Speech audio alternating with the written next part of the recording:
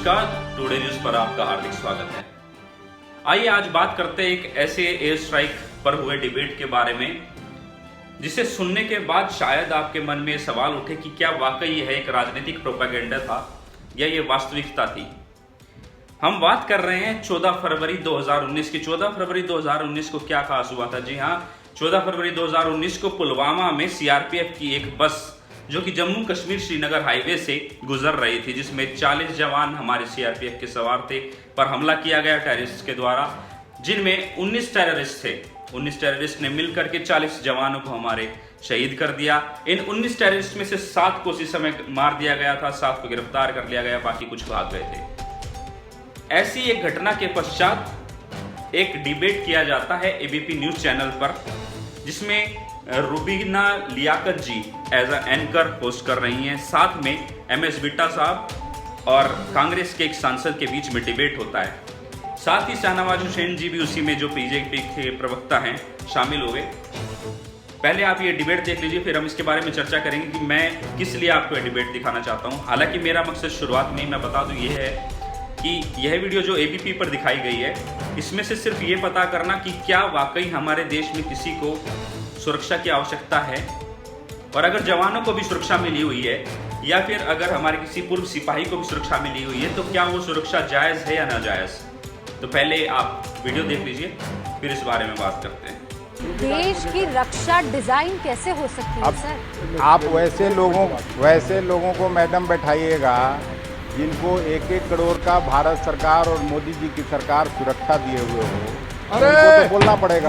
मुझे कहते हो सोनिया गांधी के पास अगर सुरक्षा है, अगर राहुल गांधी गांधी के पास सुरक्षा है, शरीर का आधा हिस्सा गवाया जनाब, कांग्रेस का तिरंगा झंडा, राष्ट्र का झंडा उठा के सोनिया गांधी, मैं बात नहीं करना चाहता था, मुद्दे पे आए। सोनिया गांधी, राहुल गांधी, प्रियंका गांधी के पास, गुलाम नबी आजाद के पास सुरक्षा रह सकती है। बम खाने वाला कांग्रेस का झंडा उठा करके शरीर को उसको अकेला छोड़ दिया, उसकी सुरक्षा की तकलीफ हो गई।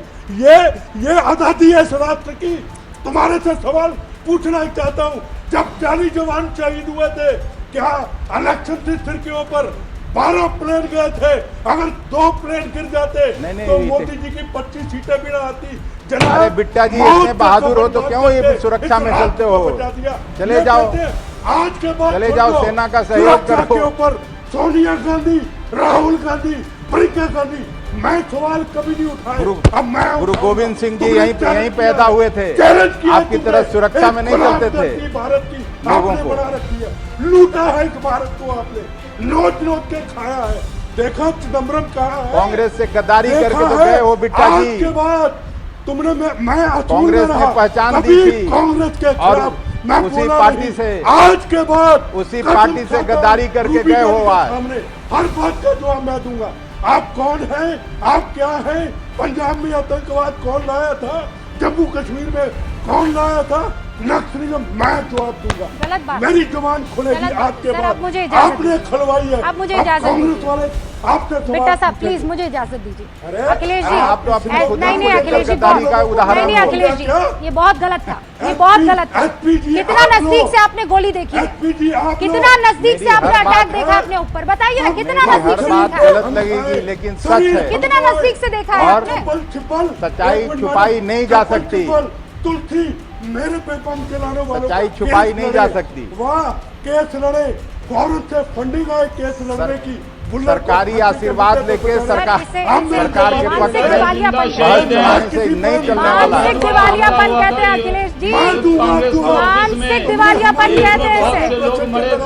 शाहनवाज हुसैन साहब, आप बिट्टा जी ने तो उसको बिट्टा जी का मेरा घर सामने है दिल्ली में। आप इन पर क्यों सवाल उठा रहे हैं अखिलेश जी? इनकी तो जान बची है, इनको तो लोग शहीद कहते हैं। बेटा साहब नहीं बेटा साहब, नहीं, जो इनका नहीं वो किसी का नहीं। प्रॉब्लम ये है ना, इनकी डेफिनेशन ये डेफिनेशन है। अखिलेश जी ये बहुत गलत था कि आपने इस कार्यक्रम में पर्सनल अटैक किए। मेरा आपसे बिल्कुल सीधा सवाल है, कितना करीब से आपने कोई अटैक देखा है, मुझे ये बताइए। कितना करीब से आपने कोई बंदूक देखी है, मुझे ये बताइए। आपको क्या पता है? आप कैसे किसी शख्स से इस तरीके से बात कर सकते हैं? मैडम, आपको क्या दिक्कत है? क्या? जैसा कि आप वीडियो देखकर समझ ही गए होंगे कि इस डिबेट का मुख्य प्रश्न सिर्फ यही था कि चुनाव से पहले ही एक सर्जिकल स्ट्राइक क्यों की जाती है। हालांकि ऐसा कुछ नहीं था कि यह एक सर्जिकल स्ट्राइक चुनाव से पहले की गई थी, नहीं, इसको सिर्फ 14 फरवरी से कुछ ही दिन बाद प्लान करके इस तरीके से किया गया था कि देश के शहीद युवाओं का या शहीद सिपाहियों का बदला लिया जा सके, जिसमें MS बिट्टा साहब उपस्थित थे। MS बिट्टा साहब की उपस्थिति में कांग्रेस सांसद अखिलेश प्रसाद सिंह जी ने कुछ इस प्रकार का बयान दिया कि उन्हें देश के सिपाहियों को भी अब सुरक्षा देनी पड़ रही है। एक सिपाही की जान को हर उस समय खतरा रहता है जब देश को खतरा रहता है।